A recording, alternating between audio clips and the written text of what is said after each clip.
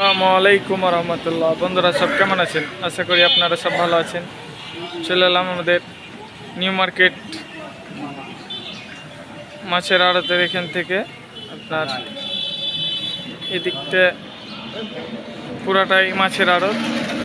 এখানে আসার পর আমার আর তস ছিল না, আমি তো হাঁকা পাকা করে বেরিয়ে গেলাম মাছ দেখতে। মাছ দেখতে যেয়ে দেখি এখানে এক জোড়া মাছ।